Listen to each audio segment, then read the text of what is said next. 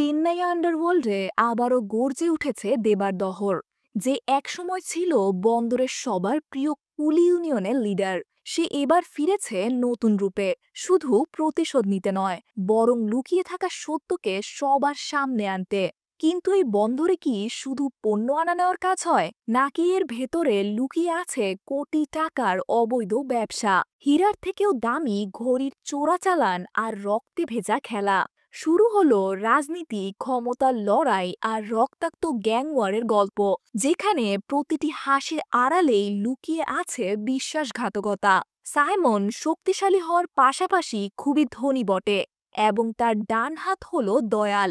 দয়াল এমন একজন লোক যে কিনা খুবই খুন খারাপি স্বভাবের। সে কাউকেই ভয় পায় না।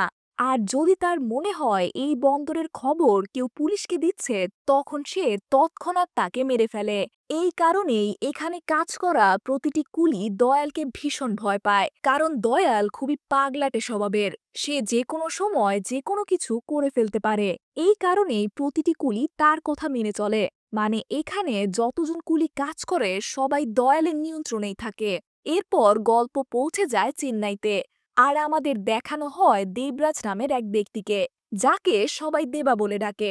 জানা যায় দেবার একটি বড় ম্যানশন আছে, যেখানে অনেক লোক ভাড়া থাকে। কিন্তু এই ম্যানশনের বিশেষত্ব হলো এখানে ছাত্ররা 3 গুণ কম টাকা দিয়েই থাকতে পারে। তবে এখানে থাকতে হলে অনেকগুলো নিয়ম কানুন মেনে চলতে হয়। এখানে সবাই দেবাকে খুবই মেনে চলে, আবার দেবাকে খুব ভয়ও পায়। 30 বছর ধরে এখানে দেবা মদ খায়নি, আর তার মেনশনেও মদ আনা একেবারেই নিষেধ। কিছুদিন পর দেবা জানতে পারে তার বন্ধু রাজশেখর মারা গেছে, আর এটা শুনে সে খুবই কষ্ট পায়, কারণ রাজশেখর ছিল তার খুবই ভালো বন্ধু। যখন দেবা রাজশেখরের অন্ত্যেষ্টিতে যায়, তখন তার দেখা হয় তার মেয়ে প্রীতির সঙ্গে। প্রীতি সেখানে দেবাকে বলে, তোমার এখানে কোনো কাজ নেই, তুমি এখান থেকে চলে যাও। এভাবে প্রীতি দেবাকে অপমান করে সেখান থেকে পাঠিয়ে দেয়। জানা যায় রাজশেখরের 3 মেয়ে আছে, যার মধ্যে প্রীতি সব থেকে বড় আর সবচেয়ে বুদ্ধিমতীও। অন্যদিকে দেবা রাজশেখরের ময়নাতদন্তের রিপোর্ট দেখে, যেখানে জানা যায় রাজশেখরের হৃদযন্ত্র বিকল হয়ে গিয়েছিল, যার ফলেই তার মৃত্যু হয়েছে। কিন্তু তার মনে একটা সন্দেহ জেগে ওঠে, তাই সে প্রীতির কাছ থেকেও রাজশেখরের ময়নাতদন্তের রিপোর্টটা চায়। যখন সে দুইটা রিপোর্ট মিলিয়ে দেখে, তখন জানা যায় রাজশেখরের হঠাৎ মৃত্যু হয়নি, বরং এটা ছিল একটা হত্যাকাণ্ড। কেউ রাজশেখরের বুকে বহুবার আঘাত করেছিল, যার ফলেই তার হৃদযন্ত্র বিকল হয়েছিল।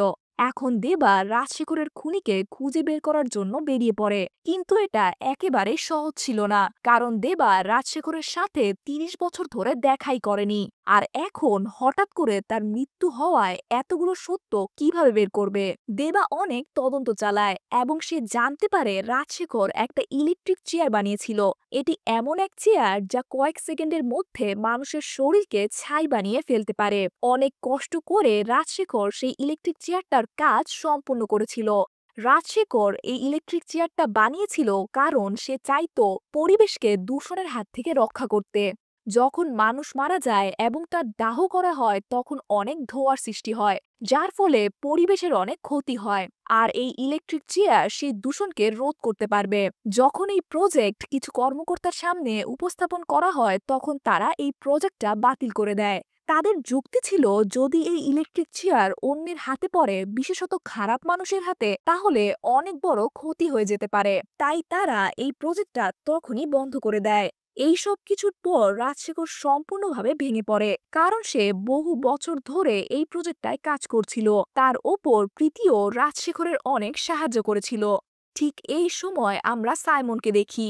সাইমন সেই লোক যে বন্দরের সব কিছুর কাজ চালায়, কিন্তু হঠাৎ করেই কিছু লোক সাইমনের উপর আক্রমণ চালিয়ে দেয়। তখন সাইমন তাদের সাথে লড়াই করার চেষ্টা করে, কিন্তু তারা অনেকজন ছিল, আর সাইমন ছিল নিজের অল্প কয়েকজন লোক নিয়ে, যাদের মধ্যে দয়ালও ছিল। তাই দয়াল আর সাইমন মিলে সব শত্রুকে মেরে ফেলে। এভাবে তারা অন্তত 20-25টা লাশ ফেলে দেয়। তখনই সাইমন ভাবে, এতগুলো লাশ আসলে কিভাবে সরানো যাবে, এত মৃতদেহ কিভাবে নিঃশেষ করা সম্ভব? তখন সাইমন রাজশেখরের সেই ইলেকট্রিক চেয়ারের কথা জানতে পারে, যা মুহূর্তে মৃতদেহকে ছাই বানিয়ে দেয়। সে সরাসরি রাজশেখরের কাছে পৌঁছায়, কিন্তু রাজশেখর বলে তার ইলেকট্রিক চেয়ারটার নিষেধাজ্ঞা জারি হয়েছে আর সরকার সেটা নিয়ে গেছে। তবুও রাজশেখর আবার সাইমনের জন্য সেই ইলেকট্রিক চেয়ারটা বানায়। তারপর বাধ্য হয়ে রাজশেখরকে সাইমনের জন্য কাজ করতে হয়, কারণ যদি রাজশেখর না করে তাহলে সাইমন রাজশেখরের পুরো পরিবারকেই মেরে ফেলবে। এই কারণে রাজশেখর সাইমনের জন্য কাজ করতে শুরু করে। বদলে রাজশেখর অনেক টাকাও পায়, যাতে তার পরিবারও অনেক খুশি ছিল। এভাবেই রাজশেখর সাইমনের জন্য কাজ করতে থাকে। তারপর হঠাৎ করেই রাজশেখরের মৃত্যু হয়। এরপর গল্প আবার বর্তমানে ফিরে আসে। জানা যায় দয়াল প্রতিদিন বহু কুলিকে মেরে ফেলে, অথবা এমন কিছু সংবাদদাতাকে মেরে ফেলে যারা পুলিশের কাছে তাদের খবর দিয়েছিল। কিন্তু এরপর দয়ালের উপর থেকে চাপ আসতে থাকে। মৃতদেহ ঠিকমতো নিঃশেষ করা যাচ্ছে না, যার ফলে তাদের অনেক সমস্যায় পড়তে হচ্ছে। মৃতদেহ যেমন আগে নিঃশেষ হতো তেমনটাই করতে হবে, কিন্তু এটা সম্ভব নয়, কারণ রাজশেখর সেই ইলেকট্রিক চেয়ার চালাতো। আর এখন তো রাজশেখরও বেঁচে নেই। তখন দয়ালের মনে পড়ে যায় এই চেয়ারটা রাজশেখরের মেয়েও চালাতে পারে। এই কারণেই দয়াল অনেক লোক পাঠিয়ে দেয় প্রীতিকে হোস্টেল থেকে নিয়ে আসতে। যখন দয়ালের লোকেরা প্রীতির হোস্টেলে যায় তখন তাদের দেখা হয় দেবার সঙ্গে। দেবা তাদেরকে নির্মমভাবে মারতে শুরু করে, কিন্তু শেষ দিকে দেবাই দয়ালের কাছে প্রীতিকে নিয়ে যায়। আর নিয়ে গিয়ে সে বলে, আমি জানতাম না তোমরা ইলেকট্রিক চেয়ারটার জন্য প্রীতিকে আনতে যাচ্ছ। যদি আগে জানতাম তাহলে তো আমি নিজেই নিয়ে আসতাম। আসলে দেবা এখানে এসেছে রাজশেখরের খুনিকে খুঁজে বের করতে। সেই কারণে সে এত বড় পদক্ষেপ নিয়েছে এবং প্রীতিকেও এখানে নিয়ে এসেছে। এরপর তারা যায় সেই চেম্বারে যেখানে ইলেকট্রিক চেয়ারটা রাখা হয়েছিল। প্রীতি সেই ইলেকট্রিক চেয়ার চালানোর অনেক চেষ্টা করে, কিন্তু প্রথমে তাদের খুবই সমস্যা হচ্ছিল, কারণ সিস্টেমটা অনেকটা আপডেট হয়ে গেছে। তবুও প্রীতি অবশেষে ইলেকট্রিক চেয়ারটা চালাতে পারে, আর আবারও মৃতদেহ নিষ্পত্তির কাজটা শুরু হয়ে যায়। কিছুদিন ধরে প্রীতি আর দেবা এভাবেই কাজ করতে থাকে। তারপর একদিন সাইমন জানতে পারে যে তাদের মধ্যে একজন পুলিশের ইনফরমার রয়েছে। তখন সাইমন সেই লোককে নির্মমভাবে হত্যা করে। অনেকদিন কাজ করার পর এখন দেবা চায় প্রীতি যাতে এখান থেকে চলে যায়, কারণ প্রীতি যদি এখানে থাকে তাহলে তার প্রাণের ঝুঁকি হবে, যেমনটা রাজশেখরের হয়েছিল। রাজশেখর তো তাদের জন্যই কাজ করছিল, তবুও সে মারা গেছে। কিন্তু প্রীতি এখান থেকে অনেক টাকা পাচ্ছিল এবং সে তার পরিবারকেও ভালোভাবে দেখাশোনা করতে পারছিল। সেই কারণে সে কাজ চালিয়ে যেতে চায়, কিন্তু দেবা তাকে বোঝানোর চেষ্টা করে, আমরা এখানে তোমার বাবার খুনিকে খুঁজতে এসেছি, টাকা কামাতে নয়। এবং এখানে আরেকটি বিষয় জানা যায়, দেবা রাজশেখরের বোনকে বিয়ে করেছিল, অর্থাৎ দেবা আসলে প্রীতির ফুপা, কিন্তু প্রীতি তাকে কখনো আঙ্কেল বলে ডাকে না। এরপর আমরা দেখি সাইমন দেবাকে ডাকে এবং বলে, আমি তোমাকে আগে কোথায় যেন দেখেছি। থাক সেটা বাদ দাও, আপাতত তোমার জন্য একটা বড় কাজ আছে। এবং সাইমন বলে আজ সে পুলিশের এক ইনফরমারকে হত্যা করেছে। সে আর কেউ নয় বরং তার সবচেয়ে ঘনিষ্ঠ লোক দয়াল। দয়াল যে ৮ বছর ধরে তার সঙ্গে কাজ করছিল, সেই আসলে বড় ইনফরমার ছিল। আমি তাকে খুবই নির্মমভাবে হত্যা করেছি, আর এখন চাই তুমি এই লাশকে নিষ্পত্তি করো। কিন্তু আমি চাই না তুমি ইলেকট্রিক চেয়ার ব্যবহার করে এই দেহ পুড়িয়ে ফেলো, বরং আমি চাই তুমি এটাকে কবর দাও, যাতে তার জায়গায় আর যেই আসুক সে দয়ালের কবর দেখে সতর্ক থাকবে। তারপর প্রীতি আর দেবা দয়ালের লাশ কবর দিতে যায়। তারা যখন দয়ালের লাশ কবর দিয়ে দেয় তখন তারা দেখে কবর থেকে একটা হাত বেরিয়ে এসেছে, অর্থাৎ দয়াল এখনো বেঁচে আছে। এটা দেখে দেবার সঙ্গে সঙ্গে সাইমনকে ফোন করে জানায় দয়াল এখনো জীবিত। তখন সাইমন দেবাকে বলে, যদি তুই এখনই দয়ালকে মেরে ফেলিস তাহলে আমি তোর জন্য অনেক কিছুই করব। সাইমনের ধারণা ছিল দেবা দয়ালকে মেরে ফেলবে, কিন্তু দয়াল দেবার সামনে হাঁটু গেড়ে বসে নিজের জীবন ভিক্ষা চাইতে শুরু করে। সে বলে, আমি একজন পুলিশ অফিসার, আমার বাচ্চা আছে, আমি মরলে তারা অনাথ হয়ে যাবে, তাই আমাকে ছেড়ে দাও। প্রীতির কথায় দেবা তাকে ছেড়ে দেয়। তারপর দেবা আর প্রীতি তাকে ট্রেনে তুলে দেয় যাতে সে এখান থেকে অনেক দূরে চলে যেতে পারে। কিন্তু দয়াল বলে, আমি একা গেলে যে কেউ আমাকে মেরে ফেলে দেবে, আমার সঙ্গে তোমাদের মধ্যে একজন কেউ চলো। তখন প্রীতি বলে, আমি তোমার সঙ্গে যাব, যার জন্য দেবা একদমই রাজি ছিল না। কিন্তু প্রীতি জেদ করে বলে, আমার কিছুই হবে না। এরপর আমরা দেখি দেবা সোজা সাইমনের কাছে চলে যায়। সাইমন ভেবেছিল হয়তো দেবা দয়ালকে মেরে ফেলেছে, আর এখানে সাইমন দেবাকে বলে, আমার তোর সম্পর্কে সবকিছুই জানা আছে, আমি খুব ভালো করে জানি তুই এখানে এসেছিস তোর বন্ধু রাজশেখরের খুনির সন্ধান পেতে। তখন সাইমন দেবাকে একটা সিসিটিভি ফুটেজ দেয়, যেখানে আমরা দেখি দয়াল রাজশেখরের বুকের ওপর খুব নিষ্ঠুরভাবে আঘাত করছে। রাজশেখর মারা যাওয়ার আগে দয়ালের কানে কিছু বলেছিল, আর এই কথাটাই দেবা জানতে চায় আসলে রাজশেখর দয়ালের কানে কি বলেছিল। অন্যদিকে আমরা দেখি দয়াল আসলে এক বড় লুকানো খলনায়ক, কারণ সে প্রীতিকে বন্দি করে রেখেছে। যেই ট্রেনে তারা যাচ্ছিল তার লোক সেই ট্রেনের চালককে আগেই মেরে ফেলেছিল।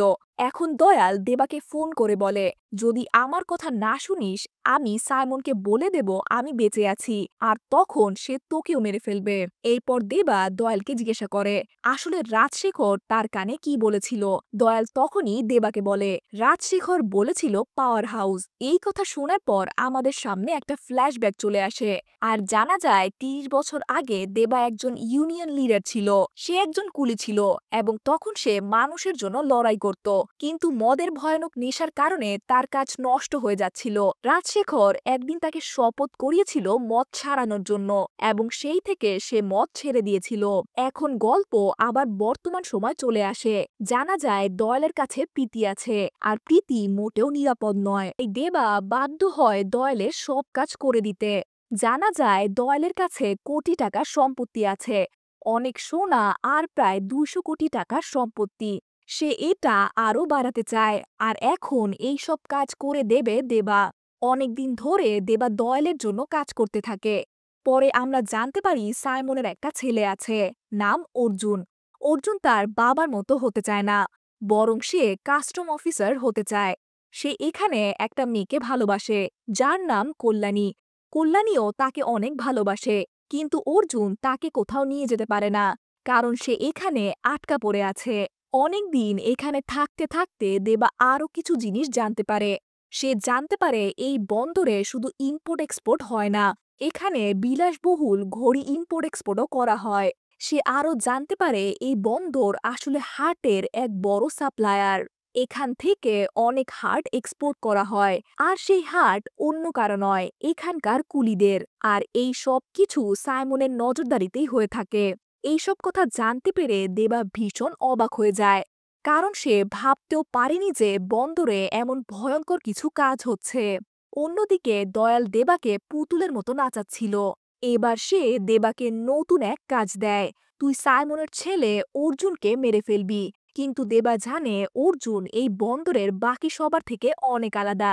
এখানে লিডার আর গ্যাংদের মধ্যে সবচেয়ে আলাদা একজন, যে কিছু আলাদা করতে চায়। তাই দেবা তাকে মারে না, বরং কল্যাণীর সঙ্গে রাতারাতি তাকে অনেক দূরে পাঠিয়ে দেয়। কিন্তু এরপরেই দেবার কাছে মেসেজ আসে, তুই বড় ভুল করেছিস অর্জুনকে না মেরে।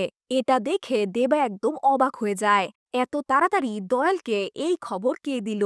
অন্যদিকে আমরা দেখি যে দেবা সম্পর্কে অনেক কিছু জেনে গেছে সাইমন।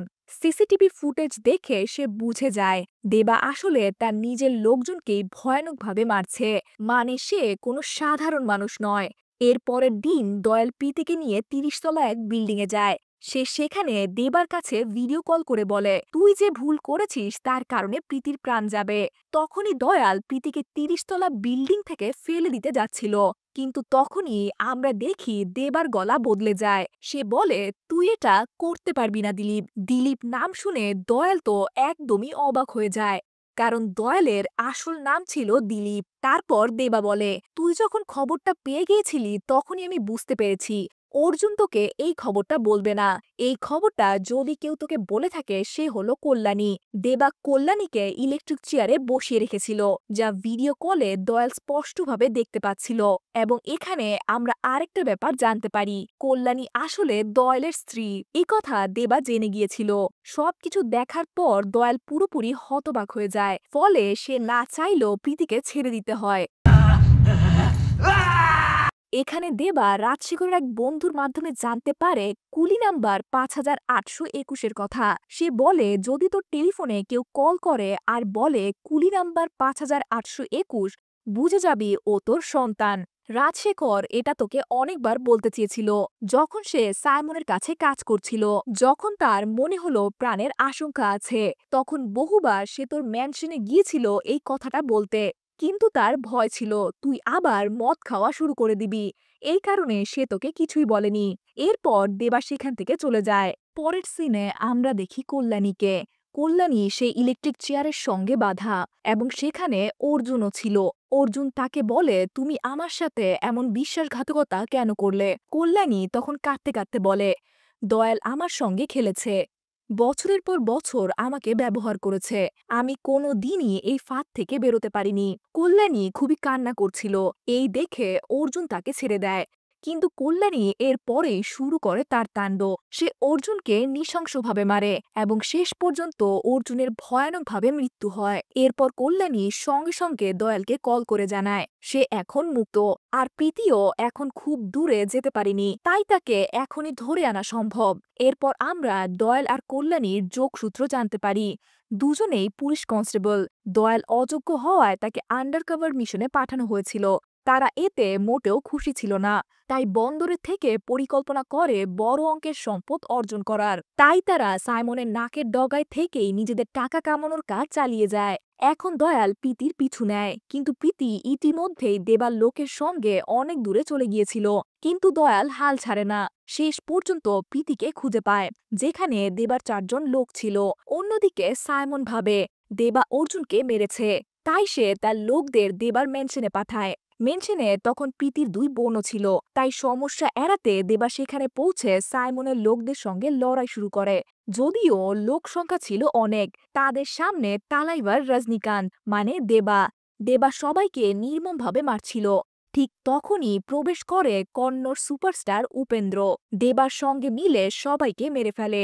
এদিকে প্রীতি প্রাণ বাঁচাতে দৌড়াচ্ছিল, কিন্তু দয়াল তার পিছু ছাড়ছিল না।